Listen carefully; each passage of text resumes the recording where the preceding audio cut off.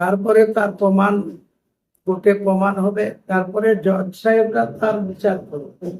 মুখ্যমন্ত্রী নিজেই যেন রায় দিয়ে দিচ্ছেন, নিজেই যেন সিদ্ধান্ত শুনিয়ে দিচ্ছেন যে আমি একে ছাড়বো না, ওকে ছাড়বো না, এর এই সাজা দেব, এই গুন্ডা দমন আইনে এদেরকে তাদের 3 পুরুষ মনে রাখবে। এসব একটা মুখ্যমন্ত্রীর ভাষা হতে পারে না। মুখ্যমন্ত্রী দেখলেন যে গুন্ডাদের যে অ্যারেস্ট করার ক্ষেত্রে মুখ্যমন্ত্রী যে ধরনের কথাবার্তা বললেন, তাহলে আমরা বুঝতে পারছি না পুলিশ প্রশাসনকে আর মুখ্যমন্ত্রীকে।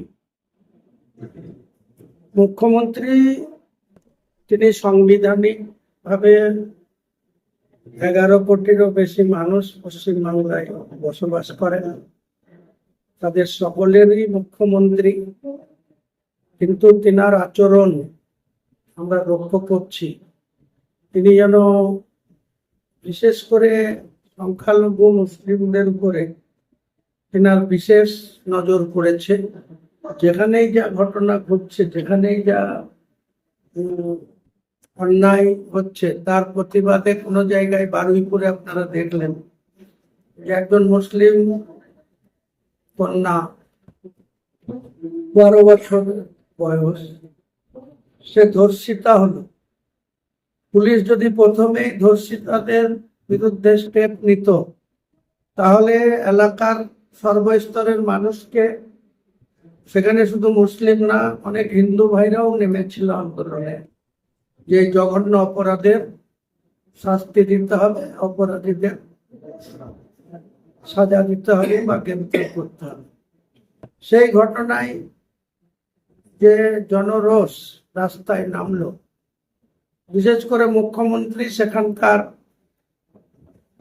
ক্ষেত্রেও বেছে বেছে মুসলিমদের নিধন করা, মুসলিমদের উপরে জুলুম করা এবং পুলিশ অফিসারদেরকে এমন ভাবে ডাইরেকশন দিচ্ছেন, তিনি বিচার ব্যবস্থা, তিনি সর্বোচ্চ সাংবিধানিক ক্ষমতায় থেকে বিচার ব্যবস্থাকেও যেন তেনার বক্তব্যের মাধ্যমে তিনি ডাইরেকশন দিয়ে দিচ্ছেন যে তাদের সাজা দিতে হবে।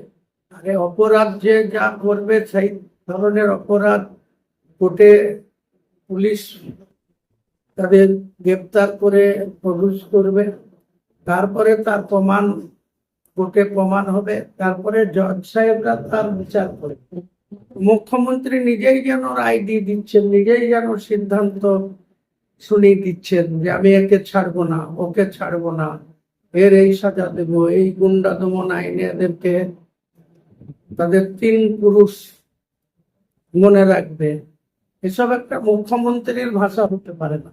একটা মুখ্যমন্ত্রী তিনি শাসক এর সর্বোচ্চ নেতা, তিনি বিধানসভার লিডার, তিনি রাজ্যের মুখ্যমন্ত্রী, তিনি নিশ্চয়ই তার প্রশাসন নিরপেক্ষ দৃষ্টিভঙ্গি রেখে বাংলার আপামর সাধারণ মানুষকে, তারা যারা অন্যায় করবে, যারা অন্যায়ের সঙ্গে যুক্ত থাকবে, কিন্তু এটা প্রতিহিংসা পালন হয়ে তিনি যেভাবে বিরোধীদের, দেখুন সিপিএম এর একজন লায়েক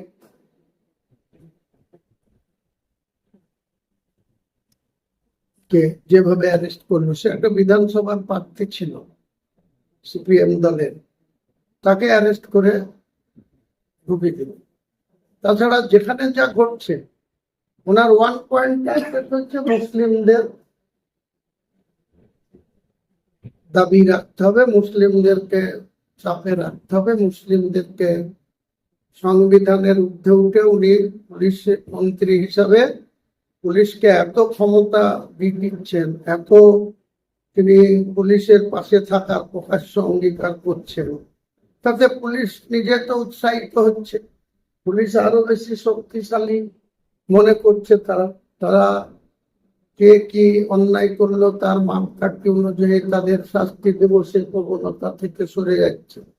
যে পুলিশ যেন মনে করছে যে আমরা এমন একজন শক্তিশালী মুখ্যমন্ত্রী পেয়েছি, এমন একজন শক্তিশালী পুলিশ মন্ত্রী পেয়েছি, যার মদতে আমরা সেই মানুষের উপর